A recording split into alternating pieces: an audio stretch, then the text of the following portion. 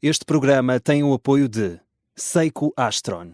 O tempo não espera por ninguém, mas o Seiko Astron acompanha-o onde quer que vá. Com precisão atómica, 1 segundo a cada 100 mil anos, sem necessidade de mudança de bateria e apenas alimentado por energia luminosa, ajusta-se a qualquer fuso horário. Seiko Astron, o primeiro relógio GPS solar do mundo no seu pulso.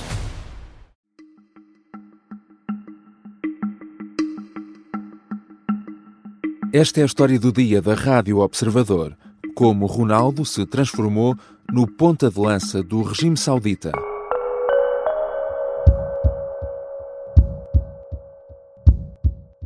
And one of the guys that I want to meet. I wish one day, if you have an opportunity, Trump. I can make that happen. make that happen, or tell him that one of the guys that I want to sit to have a nice talk, it was one of the guys. Donald Trump. Donald Trump.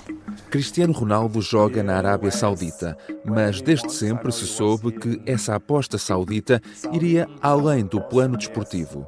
Há quem o veja também como uma espécie de embaixador daquele país no mundo, tanto que esta terça-feira se encontrou com Donald Trump em Washington, no mesmo dia em que o príncipe regente, Mohammed bin Salman, visitou a Casa Branca.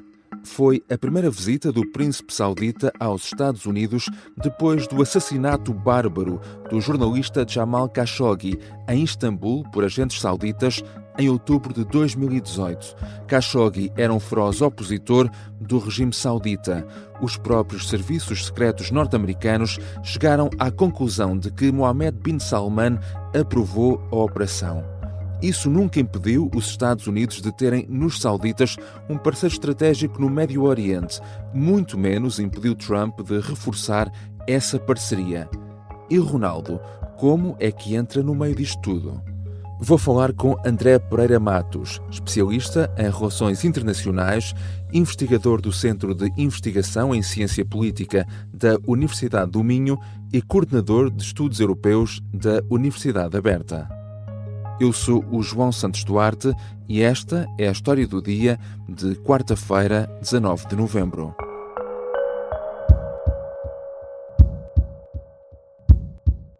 Bem-vindo, André Pereira Matos. Bom dia, muito obrigado. A Arábia Saudita, já o sabemos, é um aliado histórico dos Estados Unidos na região do Médio Oriente. Para darmos aqui só algum contexto inicial, é uma aliança já antiga e estratégica para Washington, não é? Sim, em absoluto, as duas características que traçou parecem-me fundamentais. Em primeiro lugar, esta relação remonta já ao final da Segunda Guerra Mundial. Houve um encontro do presidente Roosevelt com o rei saudita e há aqui uma transação, há um entendimento que está suportado numa transação muito clara e muito estratégica. Os Estados Unidos garantem segurança e apoio militar à Arábia Saudita e, em contrapartida, a Arábia Saudita garante o acesso privilegiado ao petróleo e acaba por contribuir também assim para a estabilidade dos preços no mercado global, que é muito importante para todos os atores das relações internacionais económicas, mas para os Estados Unidos em particular, por motivos que nós compreendemos, e portanto é uma lógica de petróleo em troca de proteção e que se mantém até aos dias de hoje. Portanto foi ultrapassando até momentos de alguma tensão entre os dois países, como o caso do embargo petrolífero em 1973, depois da guerra do Yom Kippur, por exemplo. A Arábia Saudita participou no embargo, isso criou uma certa tensão nas relações e houve ali uma certa consciência da vulnerabilidade do Ocidente em relação ao petróleo do Golfo, mas a relação entre os dois Estados manteve-se. Depois do 11 de setembro de 2001, também vários dos sequestradores eram sauditas, houve alguma tensão novamente, mas não houve ruptura diplomática, houve até inclusivamente o reforço da cooperação ao nível da segurança, do contra-terrorismo e do controle dos fluxos financeiros e, portanto, é uma relação que é já de longa data e é fundamental para os Estados Unidos. Já para não falar, num momento muito, muito específico na história mundial, no contexto da Guerra Fria, a Arábia Saudita acabou por ser um pilar muito importante, um pilar antissoviético e antinacionalista, uma espécie de contrapeso ideológico e estratégico e, portanto, era um aliado para os Estados Unidos numa região vital para o abastecimento energético do Ocidente e, portanto, foi um Estado muito importante nesta relação que os Estados Unidos têm mantido de forma conturbada, muitas vezes criticada com o Golfo. E, portanto, do ponto de vista da energia, é uma relação muito importante, porque a Arábia Saudita é um dos maiores produtores e exportadores mundial de petróleo e, portanto, continua a ser o principal produtor da reserva da OPEP e também consegue um equilíbrio de forças muito importante de segurança no Golfo, nomeadamente em relação ao Irão, que é, como nós sabemos, um competidor muito, muito tenso e muito importante do ponto de vista estratégico para os Estados Unidos e, portanto, há aqui a Arábia Saudita, como o maior país da Península Arábica, funciona aqui como um guarda-chuva político do Conselho de Cooperação do Golfo e rival regional do Irão e, portanto, Washington vê em Riad esta peça central na contenção do Irão, tão importante para a sua política externa e para a sua influência no Médio Oriente. Donald Trump visitou o país já este ano, em maio, e agora recebeu na Casa Branca o príncipe regente saudita. Tanto tendo em conta aquilo que aconteceu no primeiro mandato, como agora no segundo, Trump parece apostado em reforçar ainda mais essa parceria estratégica. Exatamente, concordo com essa leitura porque há factualmente uma linha de continuidade muito clara entre o primeiro e o segundo mandatos de Donald Trump nesta aposta na Arábia Saudita. Recordemos até inclusivamente que a primeira viagem que Donald Trump fez ao estrangeiro em 2017, portanto no seu primeiro mandato, foi a Arábia Saudita, foi o primeiro destino internacional para participar na Cimeira de Riad, com acordos de armamento multimilionários e que já indicava ou já indiciava que a Arábia Saudita estaria no topo da lista das prioridades em matéria de alianças fora da NATO para Donald Trump no seu primeiro mandato e agora temos também em maio de 2025, creio, Donald Trump voltou a escolher o Golfo como primeira grande deslocação internacional com uma paragem central em Riad e, portanto, há esta linha de continuidade. E também nessa visita, acordos de defesa na ordem dos 140 mil milhões de dólares, pacotes mais amplos ainda de investimentos sauditas nos Estados Unidos e uma mensagem que nós interpretamos já em maio de 2025 e que podemos agora, de facto, consolidar, que é esta mensagem política de Donald Trump, que é de que os negócios voltaram ao centro da política externa norte-americana, menos foco em condicionalidades políticas, menos preocupações com direitos humanos, menos preocupações com dimensões normativas, mais foco em contratos, em investimentos, em empregos para a economia norte-americana, muito alinhado com esta política da MAGA, não é? De tornar os Estados Unidos grandes novamente. Mohammed bin Salman, o príncipe regente da Arábia Saudita, é de facto quem governa o país e é um homem que nos últimos anos tem vindo a concentrar cada vez mais poder. Sim, príncipe herdeiro e primeiro-ministro, não é, desde 2022, portanto ele acumula os principais centros formais de decisão do Estado, o seu pai já está com uma saúde frágil, portanto a política externa, os grandes dossiês económicos passam necessariamente pelas suas mãos e, portanto, ele é aquele que governa de facto, não é? E, portanto, se até 2015 ele era uma figura relativamente secundária, acaba por se tornar muito rapidamente Ministro da Defesa, Chefe da Casa Real, depois Vice-Primeiro-Ministro, sucessivamente e de forma bastante rápida, o que significa também um papel preponderante a este nível das tomadas de decisão. Ele acabou também por liderar uma campanha que foi muito comentada na altura, nos anos 2018, 2019, de campanha anticorrupção, que levou à detenção de vários príncipes, grandes ministros, grandes empresários, muitos deles concentrados no hotel Ritz-Carlton, em Riad. Portanto, houve assim uma purga política, que foi como foi interpretado na altura. Agora ele tem tentado passar uma imagem de modernizador, não é? Ele apresenta-se como arquiteto do plano Vision 2030, que é basicamente um modelo, uma tentativa de diversificar a economia, preparar o país para um futuro pós-petróleo, com uma forte aposta na tecnologia, no turismo, em megaprojetos urbanos, no entretenimento, e daí também a relevância acrescida desta relação com os Estados Unidos, precisamente por causa da questão tecnológica, da inteligência artificial, etc. E, portanto, aqui fechamos um bocadinho este circuito e percebemos porque é que esta parceria é também, para a Arábia Saudita, tão fundamental. É a primeira vez que Mohammed bin Salman viaja para os Estados Unidos, depois do assassinato em outubro de 2018 do jornalista saudita Jamal Khashoggi, que de resto trabalhava para um jornal norte-americano, o The Washington Post. Khashoggi foi morto por elementos dos serviços secretos sauditas no consulado da Arábia Saudita em Istambul, na Turquia, e os próprios serviços secretos norte-americanos chegaram à conclusão de que, muito provavelmente, o príncipe regente terá ordenado a morte brutal de Khashoggi. 7 anos depois, Trump estende-lhe agora a passadeira vermelha na Casa Branca. Como é que podemos ler isto? Podemos ler no seguimento daquilo que eu dizia de transformar a política externa e os interesses políticos e económicos dos Estados Unidos fora dos Estados Unidos numa perspectiva comercial, economicista, pragmática. Ou seja, se é um parceiro que garante energia, que compra armamento de alto valor, que investe massivamente nos Estados Unidos e que alinha contra adversários estratégicos, e, portanto, se reparar, a Arábia Saudita cumpre todos estes critérios, não é? O passado, em matéria de direitos humanos, em matéria de posicionamento normativo, de respeito por aqueles que serão ou que seriam, expectavelmente, os princípios da ordem global liberal vigente, fundada pelos Estados Unidos, consolidada também muito pelos Estados Unidos, acaba por tornar-se absolutamente secundário.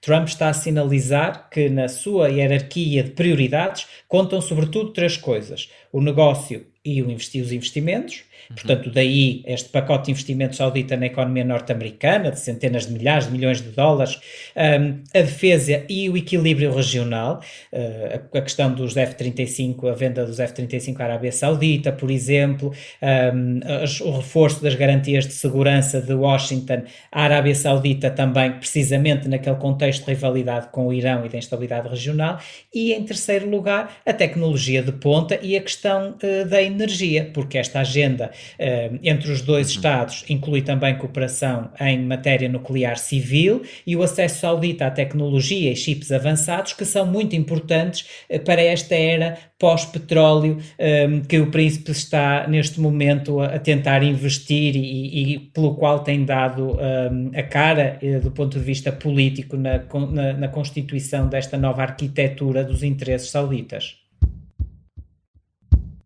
Já regressamos à conversa com André Pereira Matos. Na segunda parte vamos continuar a falar desta relação de Washington com Riad e também de Cristiano Ronaldo e de como se transformou num trunfo para a Arábia Saudita promover a imagem do país em Washington e no mundo.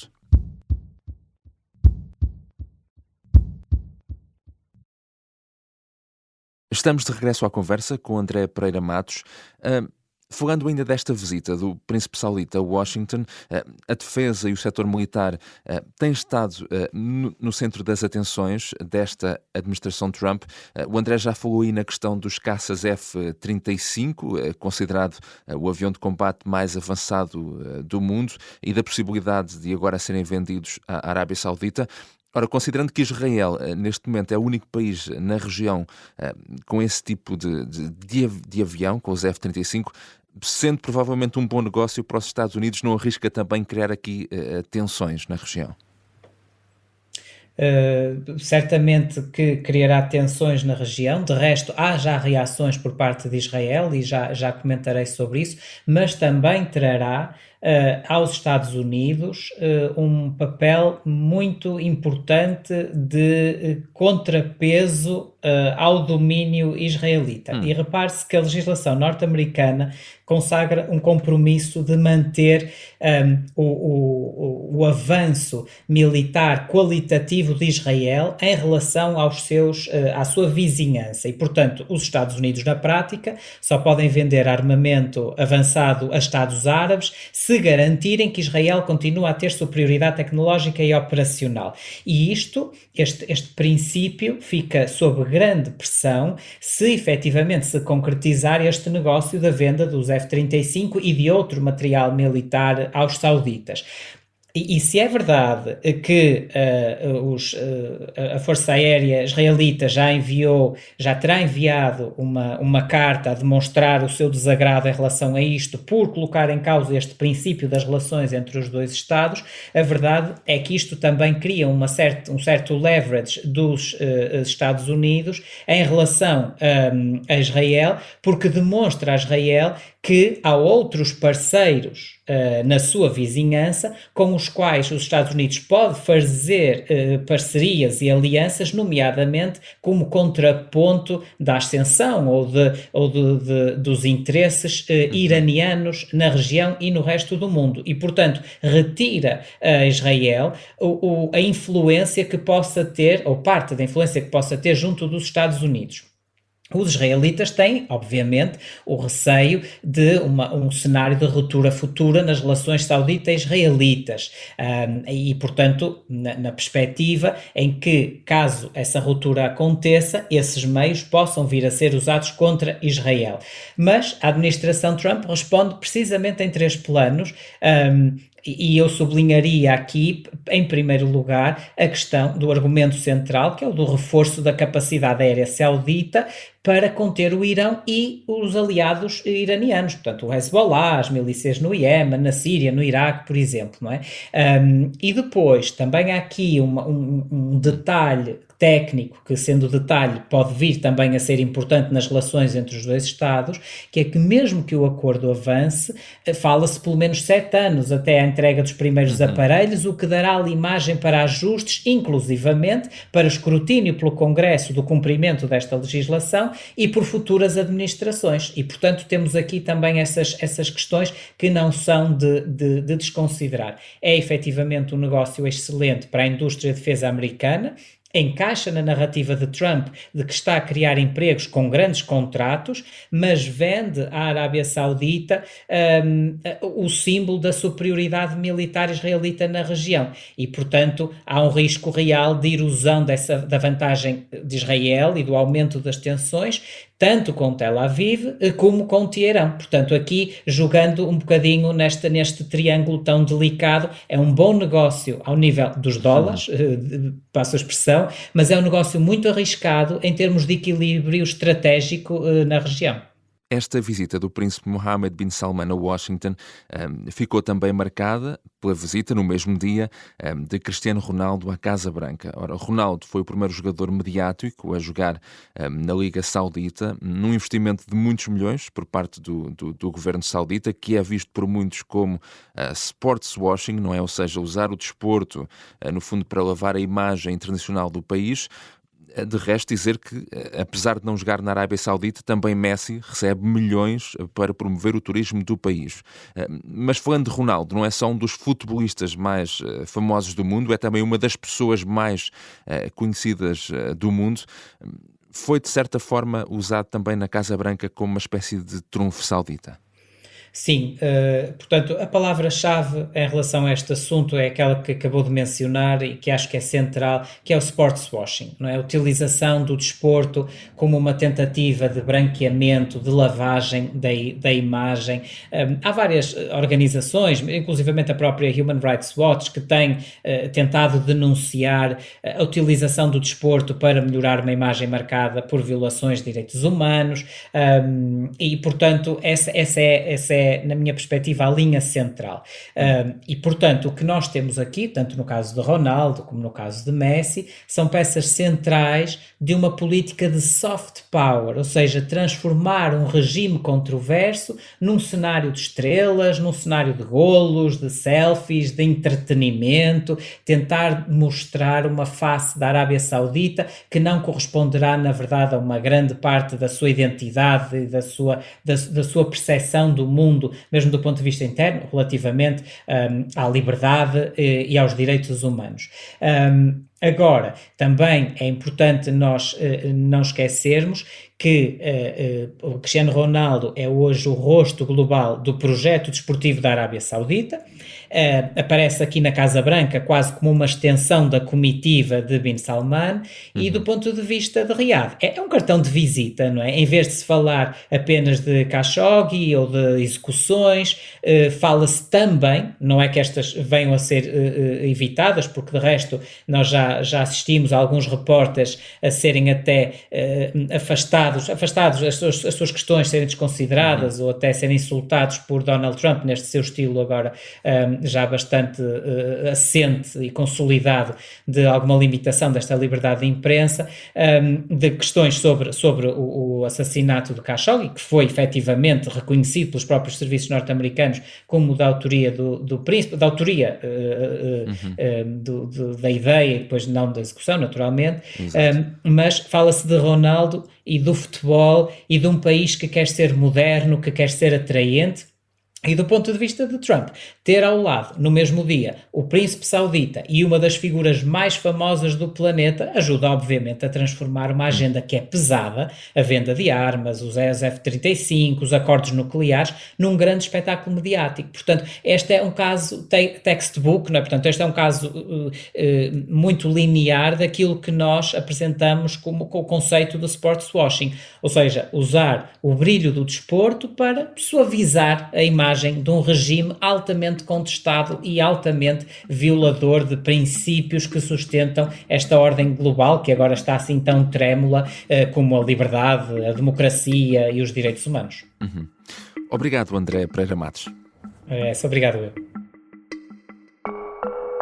André Pereira Matos é especialista em relações internacionais, investigador do Centro de Investigação em Ciência Política da Universidade do Minho e coordenador de estudos europeus da Universidade Aberta. A terminar, 3 coisas a ter em conta esta quarta-feira. O Ministro da Educação reúne-se hoje com os sindicatos dos professores. Em causa está o processo negocial para a revisão do Estatuto da Carreira Docente. O presidente ucraniano desloca-se esta quarta-feira à Turquia. Volodymyr Zelensky tem como objetivo tentar reavivar as conversações de paz e retomar as trocas de prisioneiros com a Rússia. E é anunciado hoje o vencedor da edição deste ano do Prémio Leia. É o maior prémio literário para romances inéditos em língua portuguesa, com um prémio de 50 mil euros. Tem a particularidade de, no processo de leitura para a escolha do vencedor, a autoria dos romances ser desconhecida por parte de quem avalia. Esta foi a história do dia. A sonoplastia é de Bernardo Almeida. A música do genérico é do João Ribeiro. Eu sou o João Santos Duarte. Até amanhã.